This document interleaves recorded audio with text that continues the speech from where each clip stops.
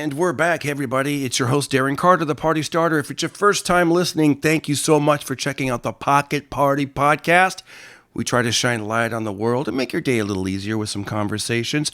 I will be in Dallas, Texas this weekend, first weekend in February. And right now we're going to call my buddy Mike Black. Don't forget to check out the YouTube channel, Darren Carter on YouTube. Pocket Party. And there's $38,000 and nobody's claimed it. Next to his body. Oh, geez. And we're the only two that know where it is, right? So we take it. Mike, this is a podcast. I'm recording. This is Darren Carter. The guy just fell down the stairs. This is what we tell the cops. I think Mike doesn't know he's on the phone. Mike, this is a podcast. Hello, Darren Carter. $38,000 split between the two. Hello? Oh, I got it on. Hang on, I got it on speaker. Hello?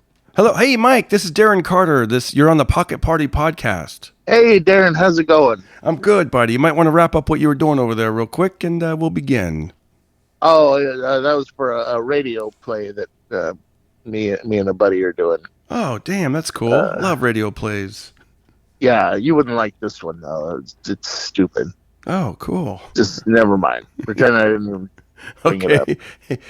By the way, I want to give a shout out to Christopher McRae. He's one of our loyal listeners and viewers on YouTube. And I posted, I do my daily push-ups and sit-ups. And then he made a joke like, well, how many donuts did you have? Which is, I don't really have any donuts, but I do eat other little things that would not go along with the push-ups, sit-ups. That equal a donut. Yeah, exactly.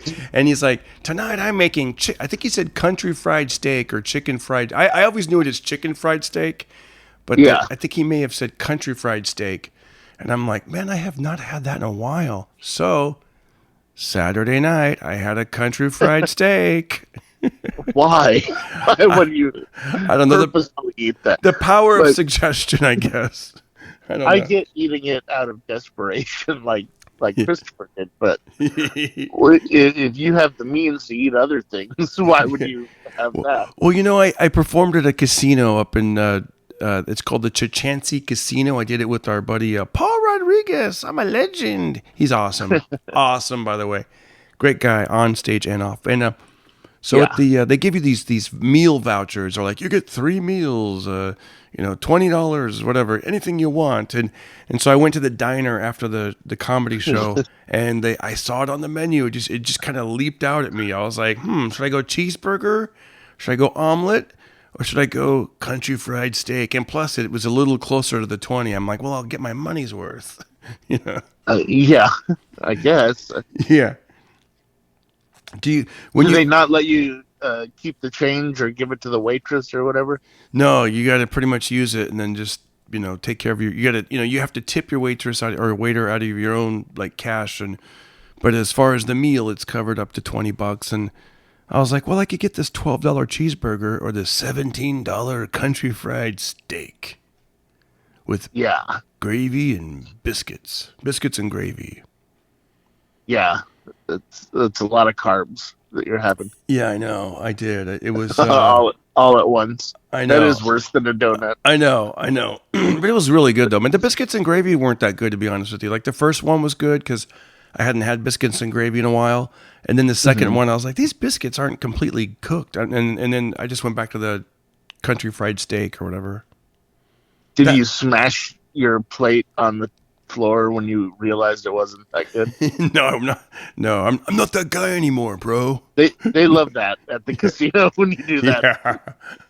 Do you know how much money I spent in this casino? Well, $0. I'm actually one of the entertainers. I hope you don't kick me out of my hotel room. This is bull crap. Yeah, I know. That country fried steak was delicious. Do you like country fried steak? It must have been, because you've been talking about it for 5 minutes nonstop. I don't think you're a country fried steak guy. I thought you would be. I thought you'd be, you're from Colorado, Yeah, in Colorado, they have actual steak. You don't have to eat this weird... Hello? I don't even know what it is. I don't know if it's... Nobody knows what it is. It's basically deep fried cat food. But it's good though, dude. They put gravy on with some batter on it. Oh my gosh, Yeah, anything's good if you deep fry it and put batter on it. And by the way, it was very easy to cut. It wasn't like Of it course it wasn't was, like because hard, it's all difficult to cut. ground up. It was delicious with the gravy. Oh It's my gosh! And then the Darren, eggs. Oh, so good. Darren, it's factory sweepings that they Oh God. rolled up and Yeah. deep fried and then put gravy on. You know Think what, of They were Christopher? like, Yeah. whatever this is, it's terrible, so we have to deep fry it. Here's what I But want, Chris. that's not enough. We better put Yeah. gravy on it and a side of mashed And potatoes. Sam, we'll give him a meal voucher, and he'll think, and we'll hike up the price, and he'll order that. Yeah. Yeah, it's they used to serve it at the school cafeteria. Oh man. It was like a standard lunch lady dish that. Wow. See, we didn't have that at my lunch, like out in Fresno, but That was like, I think, how the meat factories dodged taxes, was they provided school lunch with yeah, with I know. that. They would have that, or like a turkey dinner type lunch with a yellow gravy. It was awful. Oh, I do remember those. That was no good. I like the tater tots though. I was a big tater tots guy. Yeah, it's hard to screw up a potato. Yeah. By the Like, you way, have to really want it to yeah. mess up a potato. So it gets. I'm not going to say it gets worse, but Christopher McCrae, he said he was going home to make the country Uh-huh. fried steak. So Christopher, if you're listening to this episode, leave your recipe in the comments below on YouTube. I want to see what Yeah, exactly a country see, fried that's steak different. is. If it's a thing that you're making yourself and you know what goes into it, that can be. I've had really good country fried steak, to be totally fair, but yeah, most places I don't trust it. I know. You know what? I'm not a big guy. I probably the last time I ate that was probably like at least 8 years ago. So it's not like Yeah, that's my thing or nothing, but it could be. Like I've been moving. Darren Carter, the country fried steak starter. That could be my new thing moving forward into 20. What year is it again? 2022. It's hard to say, but come. Just having food in general right now, it makes someone pretty cool. You know how, yeah, you know how like comedy clubs across America sometimes will name a menu item after you or a drink item. That'd be cool. Uh-huh. That'd be cool to have your own, like, you know. But would you really want it to be that? No, To no. be I know, country fried steak? I know that wouldn't really. That kind of shows you the type of rooms you're playing. By the way, if they provide Yeah. that, the Mike Black biscuits and gravy and the Darren Carter tamales in a can special. It's like what? I wouldn't want anything that could easily be thrown at you in anger. Exactly. I know. Yeah. Yeah, they start chucking their hobo scraps at you. You're like, come on, guys. Yeah. I'm starting parties. What is this? Beat it, kid. Yeah. That's your whole thing. You have like a. By the way, there was a club that did that up in Sacramento just by happenstance. But they had a train boxcar out in front of the comedy club. But it had nothing to do with the club. It was just the whole property. Uh-huh. And I used to joke around it like, hey, that's where they put the comics. You know, in the trailer out front of the boxcar. God, that would be terrible. I know. It'd be like, it's a gimmick. I know, dude. Trust me, I've thought of some different things. Like back when I was going by the nickname the Rooster and I'd see like those full grown chicken costumes, I thought, what if I either me myself did this or I hired someone to dress up like a rooster and kind of stand on this busy corner with a sign that says, the Rooster's performing tonight upstairs. You're gonna get in trouble with the cops. Exactly. Yeah. They'll think it's code for something else, like rooster, or do you mean? Yeah. And what do you mean performing? Is this like a puppetry of the penis type thing or something? Yeah, like you. We've we've found a bunch of gentlemen that were interested in your performance. You're all going to jail. Yeah. Like, come on down and get a free sticker. No. Yeah. Sticker, I don't even know her. So I feel like we're doing morning radio. Did I wake you up? Yes, absolutely. All right, cool. I don't know why you did that. I thought we were friends. I know. But you're like, I got your text that was like, do you want to maybe do a podcast? And I was like, I'll just not answer. and that'll be my response. He'll know I know. right away that I And then not want to do a podcast. And then you followed it up with another text, and I was like, he's never gonna stop Good texting morning. It's until I do it. So I know. I'm doing it now. I was like, you know what? It's almost noon. Let's knock this out. Let's bang it out, man. But yeah, I guess I'm in a different. I finally got some sleep last night. The night before, at that casino, I got to tell you, I don't know what it. Listen, I love. Everything was great about the show.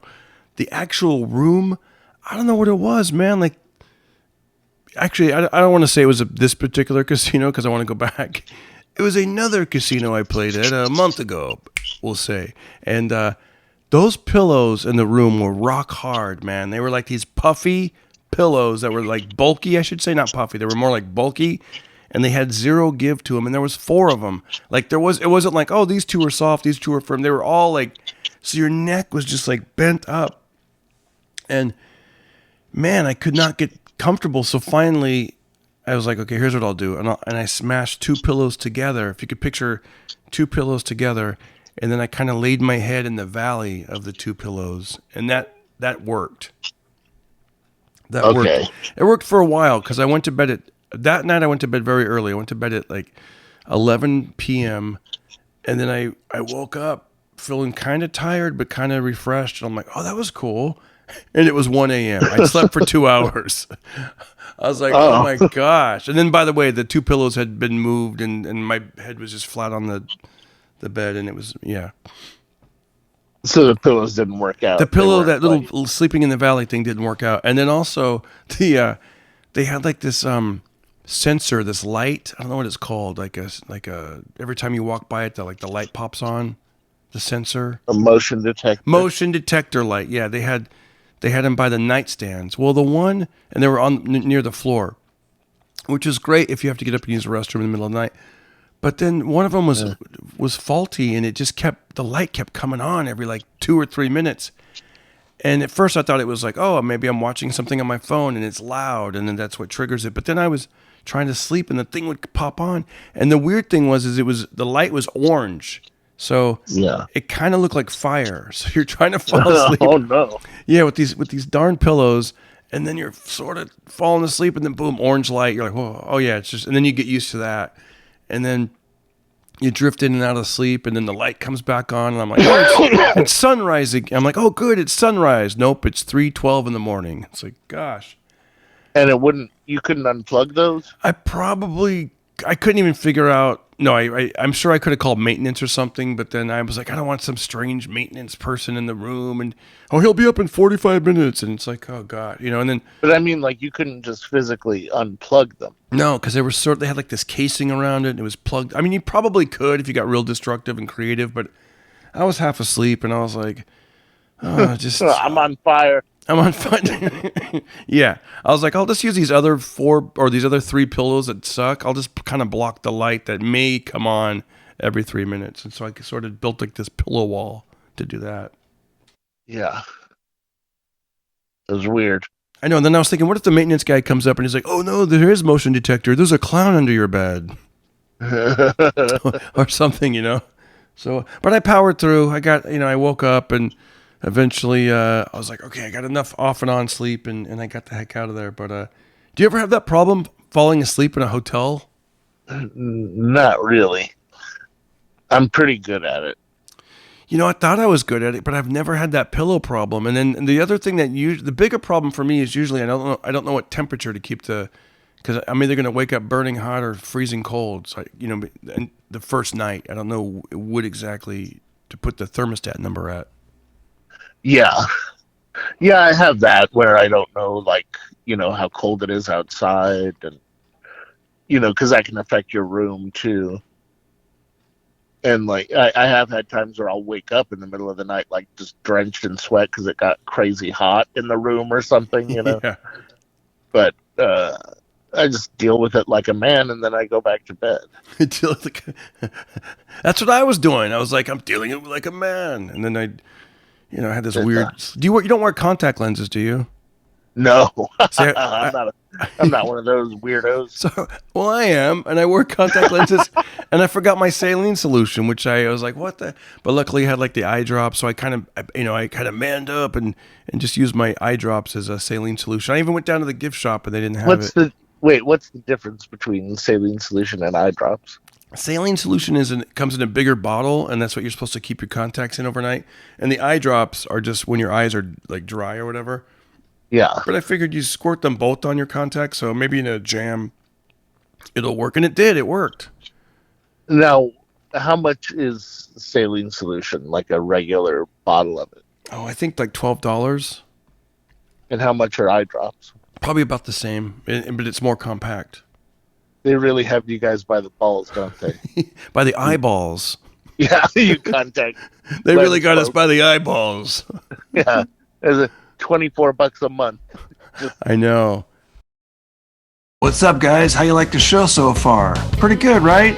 Kind of weird that I'm out here in the country with the chair next to me, but anyways, if you like this show and you want to help out, go to CAMEO. I do birthday shout-outs, anniversary shout-outs, or if you just want to do a donation, go to DarrenCarter.com, PayPal, or Venmo at Darren Carter Comic. Now let's get back to the show. just for nothing, for keeping your eyes lubricated.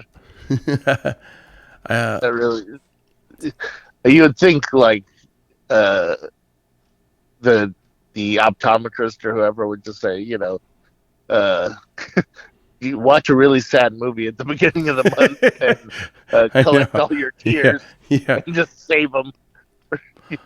Oh, wait a second. I just looked it up. I guess it's like 18, 17 or $18 for saline solution. $18 I know.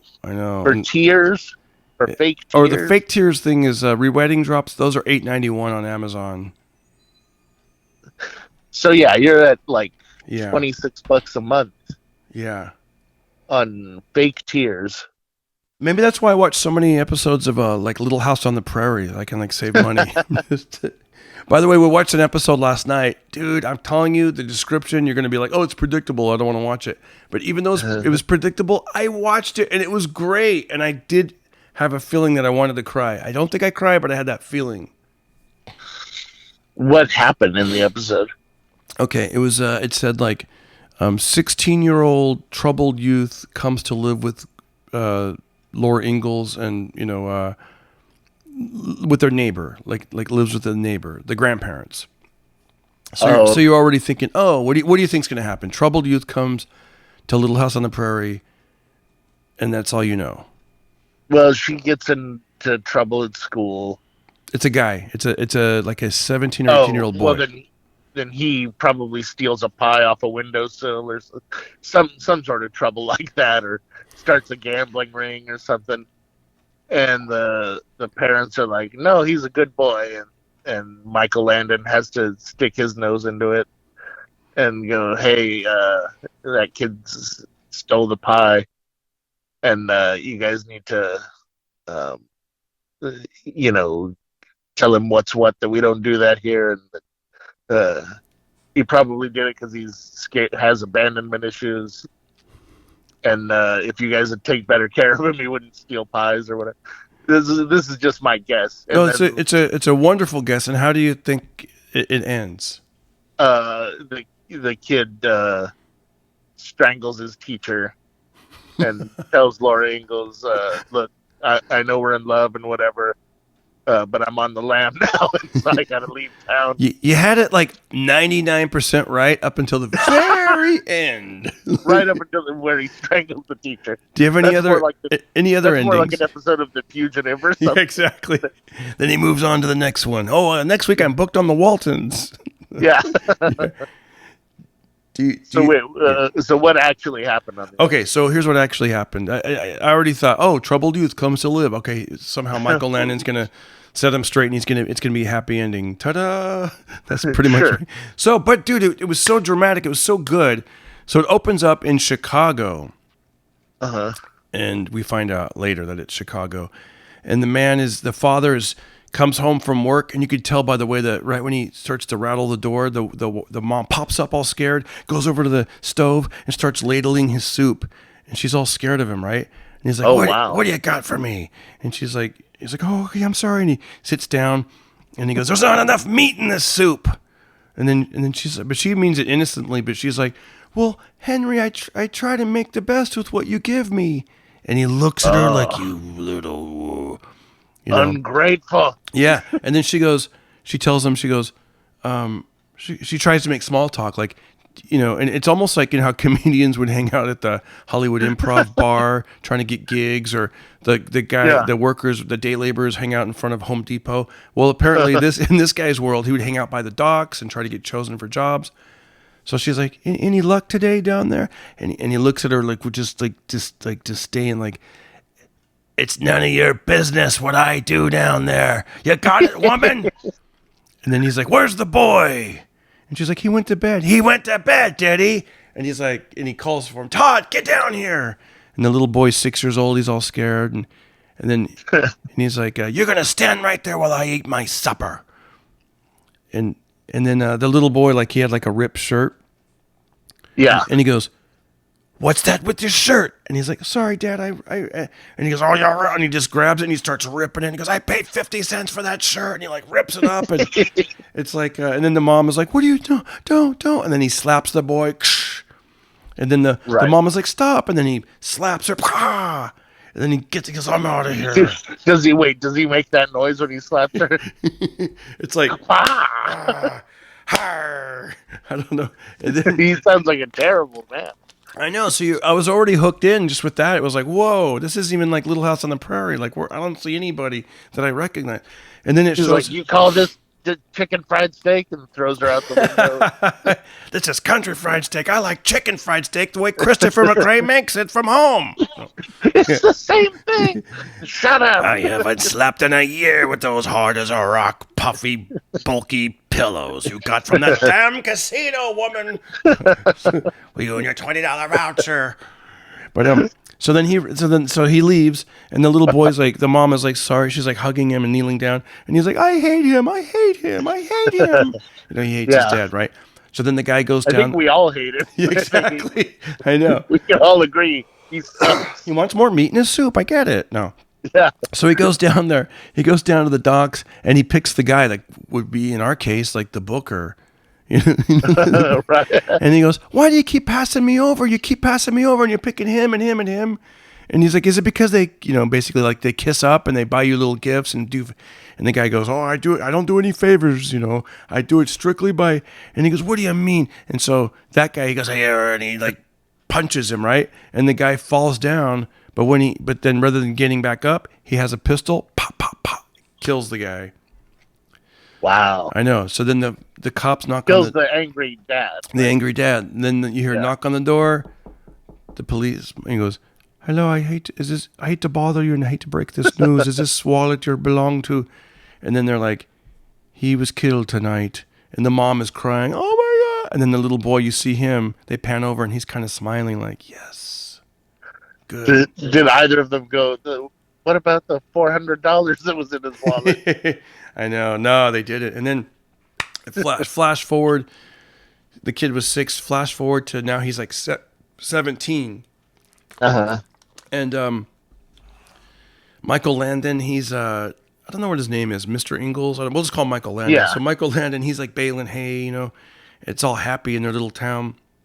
And this grandpa character was like, he's like, I got good news. My daughter's gonna send our grandson to stay with us. Oh, and he's so happy, and he's like, I can't wait to tell Ma. And then they're all happy and excited. And then you see the 17-year-old boy. They haven't seen him since he was a little kid. He pulls up and they go to give him big hugs, and he's just lifeless. He doesn't give them any hugs. He's all like bitter. He's like this bitter like 17/18-year-old. Doing on. Yeah, his whole life was just crap, like he stopped going to school, it turns out, because school doesn't pay. He'd been working since he was a kid, and they were trying to hug him, and he doesn't really hug back. And then the next morning, the grandpa, they kind of pick up on it, but they're like, well, maybe he's just tired. They're making excuses. The grandpa's like, maybe he was tired from the traveling. And in the morning he wakes up, all right, rise and shine, rise and shine. And the guy's like, and he's like trying to roll around. Like, it's almost like me and you trying to do a podcast. Right. I'm like, He's Mike like, Black, I don't want to. And they're rise like, and we're shine. doing it anyway. We're going to talk chicken fried steaks. And he's like, and so he's like, rise and shine. He's like, he's like turning and no. And then he did some little poem. It was kind of cute. Like, I wish, I wish I had a wife with muscles. I wish I had whatever, some joke. And then, and then the grandson stands up and he actually pushes his grandpa and he's like, get off me. And the grandpa falls down. And right when that happened, the grandma walks in. She goes, what happened? And the grandpa's like, oh, nothing. It was an accident. She's like, what happened? It was an accident. It was an accident. And then he's just like, like this isn't good. And then they invite him to church. He goes, I don't want anything to do with church. God never came to our apartment. I want, blah, blah, blah. That's what he said. He's like, The guy's just angry and bitter and like, like one of those people you might see on a Monday night down at the Comedy Store back in the day. Well, he was living with a lunatic for 10 years. Yeah. I'm sure. Yep. It was tough learning to socialize after that, Yeah, he wasn't catching any kind of break in life. So then they invite him to. He goes, I'll skip the church, but I'll go to the picnic. So he goes to this picnic, but he's just kind of keeping like a hermit, keeping to himself. Laura Ingalls is trying to talk to him. He's not interested. He's like, I'm a loner. I like to be by myself. Shut up, bitch. Oh yeah, and he already kind of bullied the kids too. The Laura Ingalls, like the little brother who's around 10. When he first saw him, he goes, "Hey, this is a small town. Every town has a village idiot. Are you that guy?" He's like bullying. I know, dude. He's bullying the kids. He's being a jackass to his grandparents. It's really, and then give me this lunch. Yeah, yeah. They ask school lunch. There's not enough meat in this. Yeah, I know. He goes to get some lemonade. There was no lemonade. And you're like, he's getting pissed. And then and then Michael Landon's wife was like, "Don't worry, Todd. There's more lemonade in the house." He goes in the house. Gets a little lemonade. He looks over on the mantle. There's a pocket watch hanging, which earlier in the story, it'd been established that Michael Landon, his father had given him that. That night, she's like, "Where's your pocket watch?" And he's like, I don't know. And she's like, and then she has this look on her face. She goes, Todd came into the house earlier today. And then he's like, well, a lot of people came into the house. We don't blame all of them for... I know. And she goes, well, none of our friends would take that pocket watch. And then Michael Landon goes, you're right. But we know Todd's a butthole. Yeah, we're like, okay. So then he goes... Dad was even worse. Right. And so that the next day, early in the morning, something had happened. And then I forget how it happened, but the guy Todd, he ended up getting into an argument with his grandpa, and now he punches him in the face. He gets a black eye. Yeah, it was bad. So Michael Landon goes over there. The grandpa doesn't want to be seen because he's still trying to make it look like everything's good at home. He kind of hides on the staircase. And he knocks, and he goes, "Oh, he's not here right now." And he goes, "Do you mind if I come in?" Sure, come on in. And he goes, "Listen, I tossed and turned all night thinking about this, but my pocket watch came up missing, and the only person that we could think may have something to do with it, I'm not accusing him, but was Todd." And then they both had that look, and then finally the grandpa just comes around and he goes, "It was Todd." And then Michael Landon's like, "Yeah, because he had seen the pocket watch, and he realized he saw him that he had stole it." And he's like, "What happened?" He goes, "He just got a little angry." And then the grandma almost started crying, and she's like, "I'm afraid of my own grandson. I just wish I could remember him when he was little. I can't believe he's like..." And it was just like, Michael Landon's like, "Okay, we're going to take care of this." So Michael Landon goes into town. He sees the guy. And buys a gun. Yeah, no.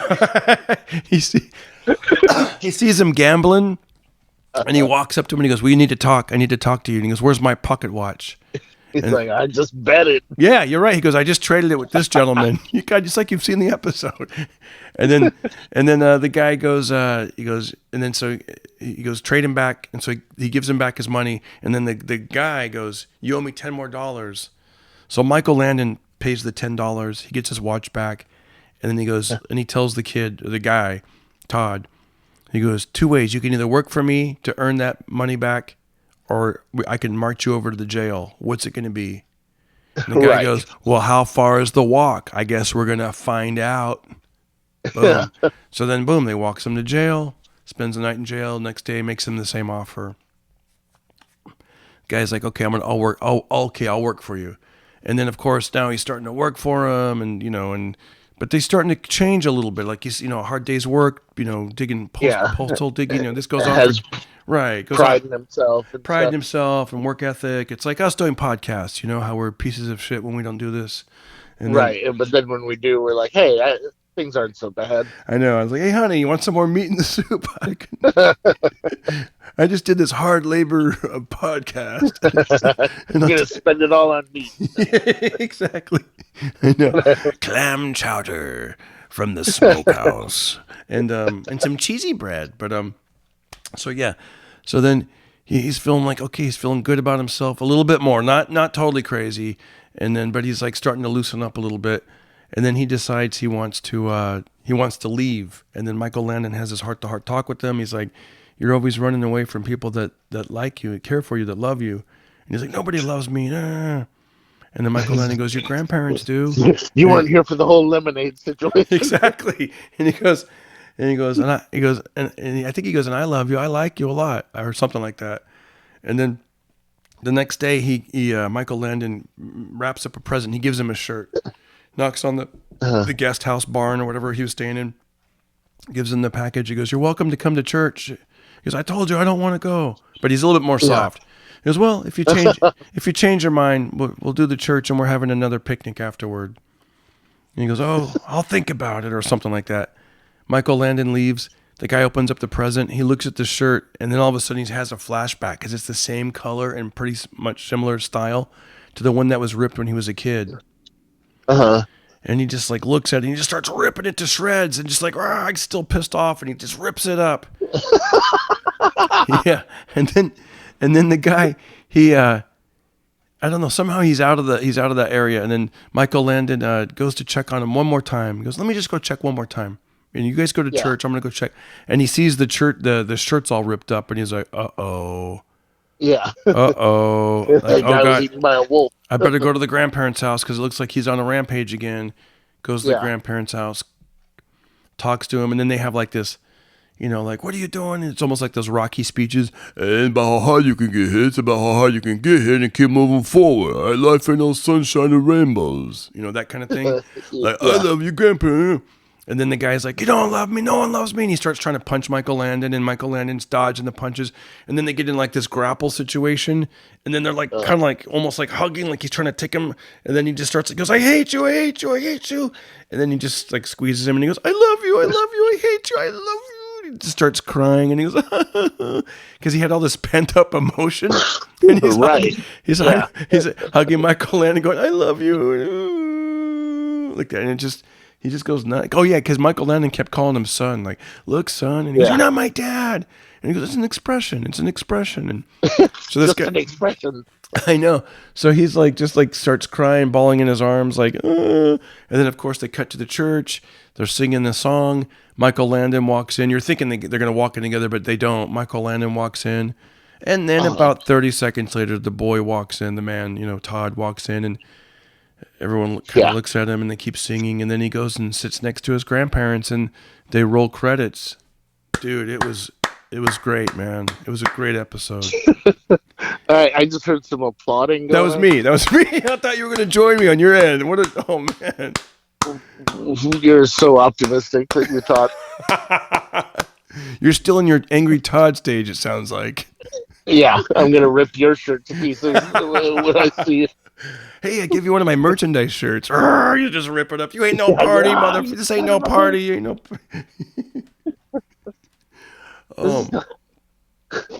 The soup sucks. The soup sucks. I know.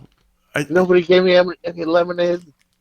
You know what really sucks is I was thinking about the present situation and I was like, this kid's already angry as hell, right? He's already insane crazy. Yeah. And I'm sure he thought, oh, Michael Landon's going to give me that watch that I, tried to steal from him.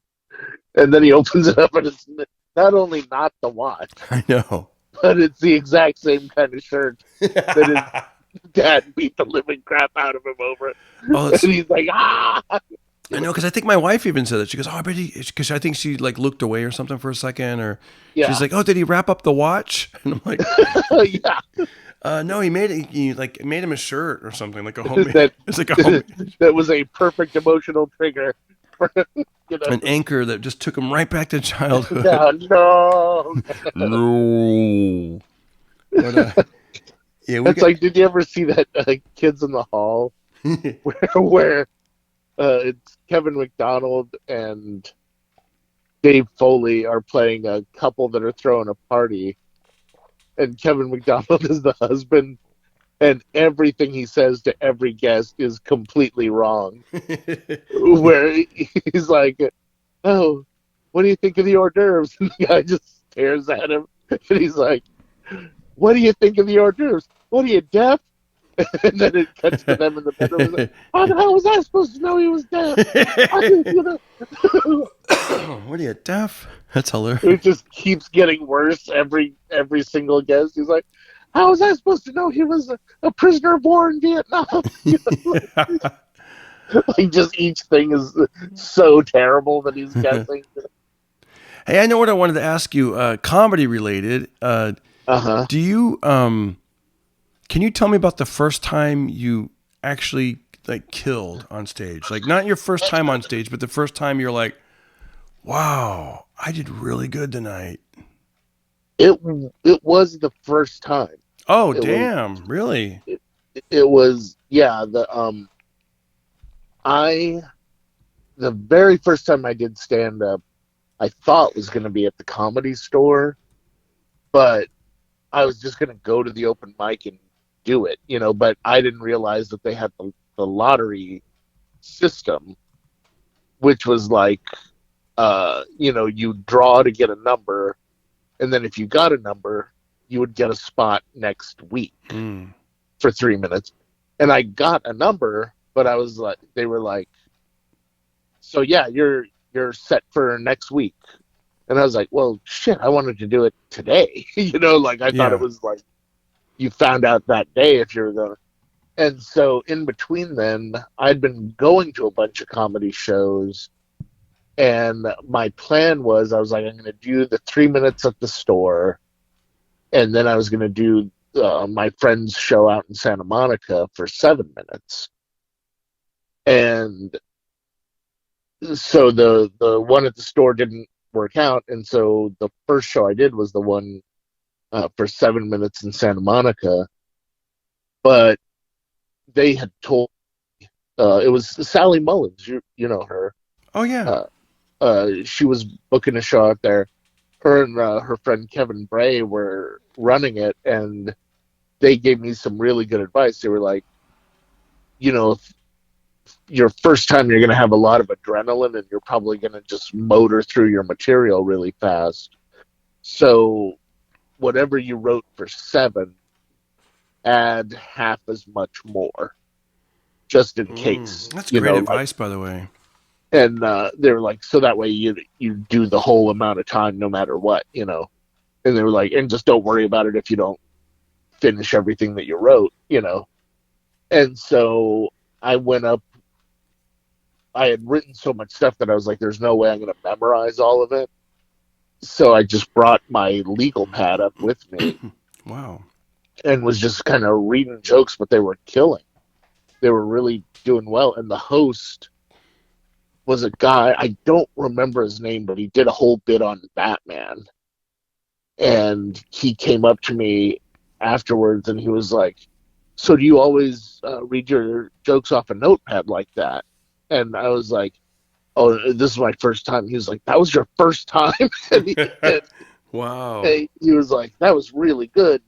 And, but a lot of it was, uh, it was adrenaline, but I think adrenaline in a certain way, if you're not too overcome by it, but kind of roll with it and kind of acknowledge to the audience that you're nervous or whatever, it kind of will put people on your side, Yeah. and so I think I know. me just Yeah.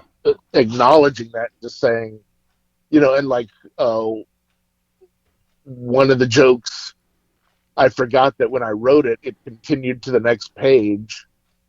And so I had to like flip the page in the middle of the joke. And I was like, everyone turn in your syllabus to the next page. And that got a laugh, And I think that was the first time I had kind of like done some sort of riffing. Do Uh, you what do you think was you had an advantage to doing so well your first time? Had you taken like speech classes or had you talked in front of I, groups of people? well, yeah, I had moved out here to become an actor. That was my original plan. And I didn't really want to do stand up that soon, but I thought I kind of knew eventually I was going to do it.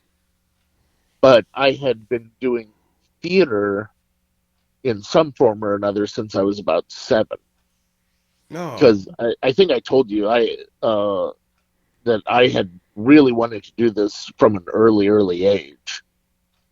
And my brothers were very supportive and would like bring home like R-rated movies and stuff like that, comedies and Yeah. stuff. Yeah. Uh, These and all the they would all let the me topless scenes. These are the kind of ladies you're going to meet after the show. right, and they would let me stay up and watch Saturday Night Live with them and stuff like that, you know. And they were very, very. My whole family really was very supportive of the idea of me performing somehow or another when I got older. That's cool. And so I went to in the high school. I did all the like school plays and stuff like that. And when I wasn't doing a play in school, like if it was summer or if there wasn't a play that I was in, I would do community theater in the meantime. And so, like, I'd literally been training to perform most of my life by the time I moved out here. I moved out here, I was about 24 when I moved out. And I had gone to college, but I didn't stay to get a degree because I thought a theater degree doesn't really it's like having a philosophy degree. It's Right. only important to you. It's like Yeah, to it's you and not your going to help you parents. get a Yeah. job. Yeah. You know, and so I was like, what I ended up doing was I got to like my junior year of college, and I realized that most of what I had left was academic courses. Like they were like, you need a math credit, you need a foreign language credit, and stuff like that. And so what I did was I was like, I'm just going to basically turn this into a conservatory for myself. And I just took all the theater courses I could take that they had to offer, all the acting classes, and then I just left. Yeah. And I worked for a couple of years and then moved out here. And so I think in a way that stacked the deck as far as like I wasn't afraid of public speaking. I knew what to do, like if you forget something, and like I had taken a lot of I joined like an improv group when I was in college that was yeah, this is not like bragging, but I was very, very lucky that the improv group I was with were actually really, truly funny individuals. And they were all seniors when I joined, and I was a sophomore. And so I got to do really, really good improv for about a year, but then they all graduated and left. Yeah. What So was I it? pretty much Did you have just a had to do favorite theater after did you that. have a favorite improv game that you would like to do? Um, I liked all of them, but there was one called World's Worst, and it was like they would just throw out, like World's Worst Detective or World's Worst, Yeah. you know, and you would just jump out and be whatever that was, and Yeah, like before World's you, Worst Detective and you do like a 30-second monologue as the world's worst detective. yeah, and if you were terrible, the audience would boo, or if you said something offensive, they made you apologize for it immediately, but to the audience, which I thought was kind of fun, and like we had a thing where whoever like we picked as the host, it was usually the same guy because he just loved doing it. If he thought the sketch was bombing, he would throw the oven mitt of the apocalypse into the scene, and he would say, "The oven mitt of the apocalypse means they have 30 seconds to save this scene and make it funny, Yeah. or the oven mitt will explode, killing everyone in the scene, and then we just start our next game." Oh, And that's that was cool. always hilarious to me when that happened, because sometimes you would pull it out, like you'd be able to save it, and other times, and the audience loved the tension of that, the idea that like now all of a sudden the stakes were super high, Yeah. at the donut shop or wherever you were, they'd be like, oh, these people are about to die if this doesn't get funny, I you like know. I like the one. Is it like the all-knowing creature or something where the three of you stand and one person says a word and the next person says another word and then Yeah, it says the next yeah, word, and you really don't know where it's gonna go. like and they ask the question like, where can I purchase the best candy bars? And then one guy, Yeah. the best candy bar can Well, yeah. what we would do is like we would do that right for like two games, and the audience would really like it, because they got to ask a question or whatever. But then we would go, the weird thing about this creature is that it will absorb new uh, parts of itself, and we would grab two people from the audience and make them do it with Oh, us. cool.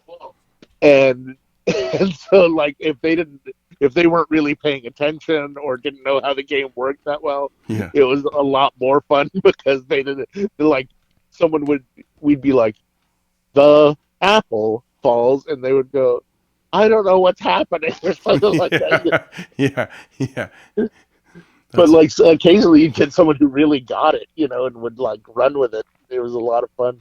I think that really helps a person's mind. You know, a lot of times on walks when we go to Griffith Park or wherever we end up exercising for the day, my my wife and son sometimes we'll play improv games, or I'll do it with my son just to kind of keep his creativity going, his mind. Sometimes we'll do music or we'll do songs, Yeah, or like you have to think of a and I think it's just a good mental exercise, right? Like mental gymnastics for yourself. it really is, and it's good to like if you can do it with people that you know a little bit, and you kind of get their sense of humor and get what they find funny and stuff. That helps a lot. And I would tell anybody that was thinking of getting into like any kind of performance, the about the best thing you can do is invest a little bit of time in some form of improv. It's funny you said that because after the show, this guy came up to me and he's not. I guess he is performing, if you in a sense. He was a young kid. He just got his real estate license in November, and he's like, "Hey, I read online like maybe I should take an improv class." And I said, you should maybe do it. He goes, "Yeah, there's like an 8-week course." I go, do that. And I told him, I said, also just to learn to break out of your shell. Like I said, just start talking to people a little bit more. Like when you're at the grocery store, or you're just out in public. Like don't get buried into Yeah. your phone or your headphones. Like try to engage people in little small conversations here and there, and it'll just open you up to Well, like yeah, and like when you think about it, it's all 30-second yes, storytelling, yeah, basically, which is what a commercial is yep. and what most auditions are. Very, very few auditions are more than like a couple of minutes, and it's like you've got a lot riding on those. But if you're so familiar with telling a story quickly, and you've learned about like past life and about the subtext and your character's motivation and all that stuff, it really helps It dramatically. helps you stand out. Like like I remember when I would take acting classes, and they talked about the audition, the interview process. They said when you walk into that room, you've got a great chance to make an impression before you even do the script that everyone else is doing. Like if they go, "How's your day?" and you're just like, "Oh, good. I couldn't find parking." Well, they've heard that 55 times, or Yeah, or "How's it going?" "Not good." I mean, that's not that's negative. You gotta So they were like, they go, in a sense, maybe try to, like, how are things going, Mike? And Yeah. and then you have a way to like, like they're going fantastic professionally and personally. My dumbass wife didn't put enough meat in the soup. That's how things are going. That's how things are going. And I better book this, otherwise I'm ripping my kids' shirts. Yeah. Like, like I remember we did like these mock auditions, and we got to be in the room watching it, and it was great to really see that, like, the people that were like, I had a great weekend. I work for a fundraising, or whatever, blah blah blah, and it's so kind of like, oh wow, that's interesting. And they talking about raising money for homeless dogs or whatever it was, or this Right. one guy talked about he got to explore caves in Kentucky, or another guy you kind of slip in that he was shooting a film in Bangkok or whatever. So it's like, oh, he's a working actor, and he got to, that kind of thing, as opposed to the Yeah. person that comes in that's like, they have nothing. How's it going? Yeah. There are people that come in and they look just terrified, and it's like, well, Yeah. nobody wants to work with that. I remember a casting director told me once. He was like, part of why you get any job anymore is because people don't think you're a jerk. Yeah. And I was like, I could see that. And he was like, no, it really matters. He was like, unless someone's already a big star, what you're thinking isn't about, how many butts they can put in the seat. You're thinking, I have to be on set with this person on an average of 18 Yeah. hours a day. Yeah, that's You know? yeah. They were like, can I see myself hanging out with this guy at the rap party when, Yeah, when the thing's all said and done? yeah. Um, It makes a big, big difference. So don't be a jerk and get into an improv class would yeah, be the, I the know. two big things. Right, right, right. Well, Mike, I want to thank you for spending part of your day doing the Pocket Party podcast. Anything in closing? Anything you want to put out there? You want to plug any dates or any? No, I don't have any dates right now, but yeah, I'm just so thankful that I got to learn so much about country fried steak and Little House Yeah. on the Prairie. I know, dude.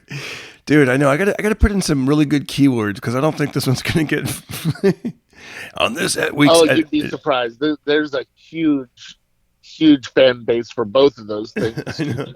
We're gonna combine Country Fried Steak and Little House on the Prairie. You watch. We're gonna go Right. through the roof. It's gonna be so popular. Some of It's going to these, start yeah, viewing parties where yeah, people eat country fried steak and watch some of these Little House. yeah, artists from the '70s are gonna be like, you either take that off Spotify or you take Yeah, me off Spotify. right. Yeah. Damn, Mike Black and Darren Carter, how dare Well, they? you never know. This might be what brings Neil Young back. He might be like, well, I didn't know that was going to I happen. didn't know that was going to happen. He's like, Joni, let's have a listening party. We're going to listen. Yeah. How about we sit on these rock hard pillows and Kim and Joni both go and get like Hungry Man meals to listen. yeah. Maybe I'll call this one Pillow Talk. Yeah. Yeah. And then they'll get hoodwinked after they listen to it. And they'll be like, Right. oh, this isn't what I expected. It's two dudes talking about cafeteria food. Yeah. And drama shows from the I'm 70s. sure for most married couples that is very realistic. Exactly. Honey, what did you have for lunch? Well, I went down to the Smokehouse and I had some gravy and That's your second mention of the Smokehouse. I know Are because you it's trying to get sponsored by them? exactly. Well, I used to have a sponsor. They were a Thai restaurant, and Uh-huh. go down to the Thai room in Burbank. And I even knew the address. I'd be like, tell me what the Darren Carter special. Well, they closed. They're no longer around. Oh, right. I know. So I'm like, The gosh. Darren Carter special is nothing. There's, I know exactly. It meant nothing. And I so figured we're out of business. the Smokehouse has been around since the 40s, so I don't think they're going anywhere. So I'm going to keep plugging the Smokehouse. And plus, I've been having these writing sessions there with Frazer Smith, and I love that guy. I love him, right? And do a quick impression of Fraser. I love your impression of Frazer Smith. Well, I tell you, we were hanging out in the other room, Mikey, and we were having a good discussion. And I love talking to you. You're always fun to talk to. But you left your wallet in there, and here's your wallet. Yeah, That, yeah, that is exactly what happened the last time I talked to Fraser Smith. really. Was I left my wallet in a room full of broke ass comics, And luckily, of all the comics to find it, it was Frazer. Yeah, he's like, yeah, exactly. I thought you were doing like an impression because he's such a good guy, and you're like, no, that He actually is, happened. You're like, but this is he is such a good guy, but that is literally what happened. like this is direct dialogue, Darren. Yeah, Yeah. he rescued my wallet for me. He's like, I'll just have you know, I did hang on to your pocket watch if you don't mind. But, Right? Yeah. they yeah, we go to the Smokehouse, and then he and I have an inside joke whenever we go to the Smokehouse. He's like, hey, you want to meet me tomorrow for a writing session? And then we always call it the Joke House. And so we call it the Joke House, and That's the best joke you guys can come up with. I know the joke. The Yeah, Smokehouse. we've written some killer jokes there. Like he's real. He brings the topics and especially for his style with the it's kind of punny, kind of silly. Then he snaps his finger at the end, and Yeah, like he's real quick. yeah, and he does stuff that I would never even touch. So I'm like, dude, here you can do this, A, B, C, and it's really fun to like, one of the best jokes I wrote for him. Do you remember when Donald Trump was going to meet with Kim Jong-un of North Korea? So Yeah. So it was all over the news. Like, where are they going to meet? Ooh, where's it going to happen? Where's it going to go down? So then the joke I wrote for Frazer is, and you got to picture Frazer saying it like, yeah, they wanted to meet at a place they'd both feel comfortable. Supercuts. So it's just like, come on, guys. So That's a great joke. it's all these like bum, kind of stuff. I love Yeah. his comedy stuff. He does that one joke about the my sister got what is it about Thanksgiving? She bought she's a vegetarian. She made a tofurkey. I took one bite of it. I told her to tofurk herself or something like that. Tofurk herself. Something. But I noticed lately he's changed it to his brother. And I go, dude, did you used to say your sister? And he goes, yeah, I didn't want to get canceled, so I didn't want to look like I was woman bashing. I was like, dude, I'm sure it'd be fine, but okay. It's hilarious. He might be onto something. He might be right. Yeah, he's going through his whole act and just changing all the genders to male and like, Yeah, I can't really blame anyone right now. Exactly. There are people getting canceled for far less. I know. Yeah. Oh man! All right, buddy. I'm actually kind of hungry now. I don't think I'll have a country fried steak, but I'm probably gonna eat something. I don't know what, but it's gonna be a letdown, whatever it is. I know. We should document something. Let's film something. Let's go somewhere and like, I don't know, man. Like I don't know. Yeah, there's a restaurant I want to go to that's like a burger place, but it's like their mascot is their dog. Oh, now here's what I was thinking because I watched this other vlogger. Because sometimes music's playing and stuff at the restaurant. What he tends to do is order food from the place, and then he'll go to like a public park, and then eat there. Oh, I thought you were going to say do black tar heroin instead. No, that whole food thing was going to be a hassle, so I'm just going to do this at the park. Yeah. So if there's that restaurant you're talking about, maybe is there like a park nearby, or maybe we could look. What we could do? We could do. What's their name? Why am I forgetting it? It's a pizza place, but you order and then you pick it up across from the haha. Oh. In like an auto zone, not auto zone, but like an auto repair place. So you don't actually see where they made your pizza, but it's this amazing, delicious pizza. And you pick it up and then you eat it. Oh, that's cool. Somewhere else. Yeah, so we could order it and then describe the pizza, then or whatever. Hey, today we're gonna go to. Oh, is there an actual restaurant that we show the front of it and show the building, or no? It's like. No, it's just like a sketchy old mechanic place, and then somehow a pizza guy.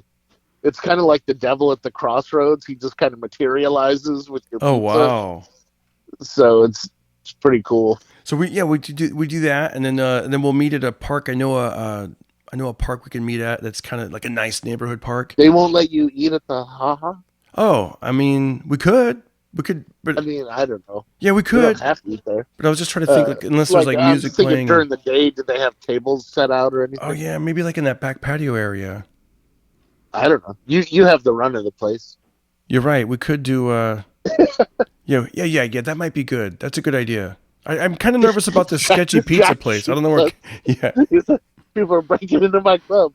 I know. Plus, I don't know. I don't want to cause any drama. Like, hey, we're gonna eat pizza at your place. You're not invited. You're not invited. We just want to film it. We need you guys to stay away and off camera. It's like weird. Hey, I know this one guy. He lives over there.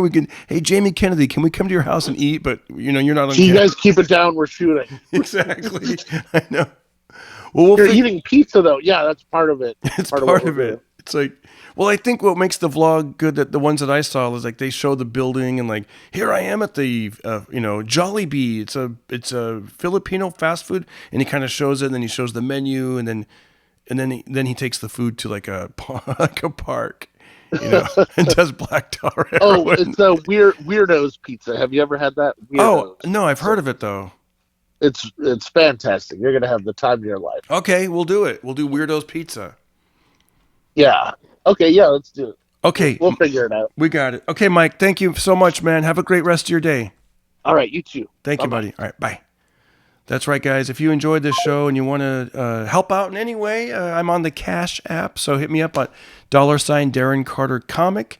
I am on Venmo at Darren Carter Comic, and I'm also on PayPal, DarrenCarter.com. I'm available on CAMEO. I'll do a personal shout out for someone you love, like your girlfriend, your boyfriend, your husband, your wife, your children. Valentine's Day is coming up. Cameo.com, official Darren Carter. The link is on my YouTube. Look at any of my YouTube videos. You'll see that link. Guys, have a great rest of your day. And like my boxing coach would say, don't hurt nobody. Don't hurt nobody. Then I'd leave. Be careful.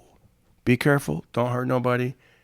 God bless America, and God bless the rest of the world. We love you. All right, bye. Everybody listen to Darren Carter. We all know he's the party starter. So if you want to listen to a podcast for free, then listen to The Pocket Party.